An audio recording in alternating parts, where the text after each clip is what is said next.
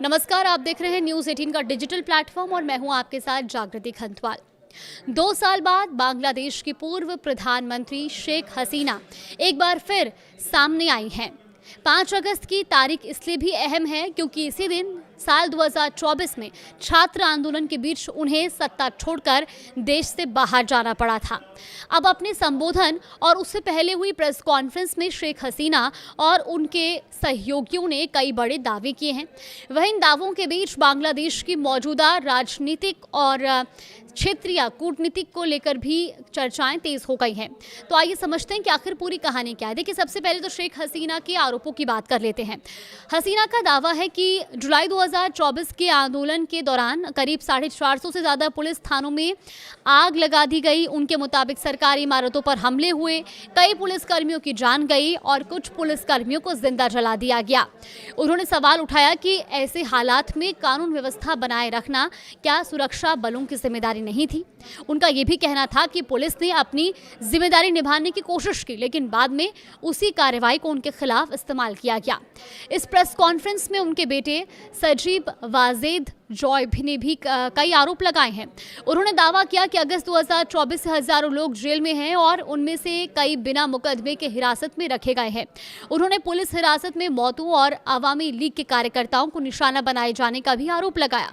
Joy का कहना था कि इन मामलों में निष्पक्ष कार्रवाई नहीं हो रही है। जुलाई और अगस्त 2024 की हिंसा में हुई मौतों के आंकड़ों पर भी उन्होंने सवाल उठाए। उनके मुताबिक संयुक्त राष्ट्र के करीब 1400 मौतों का उल्लेख किया है, जबकि बांग्लादेश सरकार लगभग 800 मौतें बताती है। उन्होंने इन दोनों आंकड़ों के बीच अंतर पर सरकार से स्पष्टीकरण की मांग की और साथ ही कहा कि आंदोलन के दौरान पुलिसकर्मियों की हत्या के मामलों की भी निष्पक्ष जांच और कानूनी कार्रवाई होनी चाहिए। प्रेस कॉन्फ्रेंस में मौजूद बांग्लादेश के पूर्व शिक्षा मंत्री मुहिबुल हसन चौधरी ने भी देश की मौजूदा स्थिति पर चिंता जताई।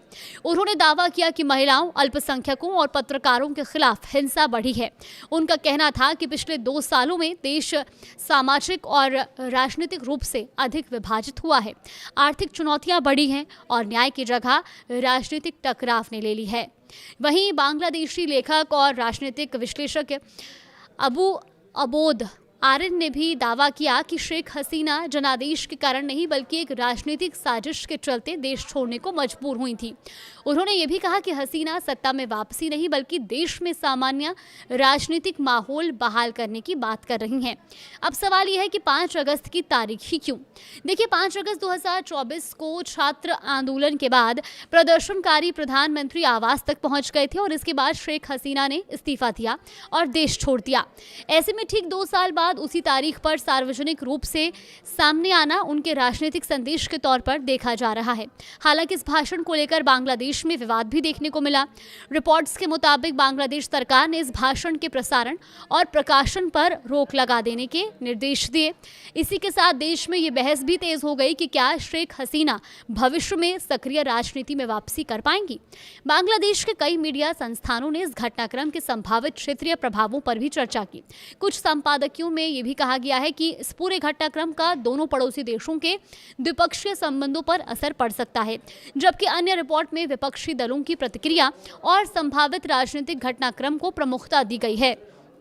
फिलहाल शेख हसीना और उनके सहयोगियों ने जिन आरोपों और दावों को सामने रखा है उन पर अलग अलग पक्षों की अपनी अपनी राय है। इन दावों पर संबंधित पक्षों की प्रतिक्रियाएं और आधिकारिक जांच की प्रक्रिया आगे की तस्वीर तय करेगी। बांग्लादेश की राजनीति में ये घटनाक्रम आने वाले समय में किस दिशा में जाता है, इस पर पूरे क्षेत्र की नजर बनी हुई है। कुछ अपडेट आएगा तो आप तक जरूर साझा करेंगे।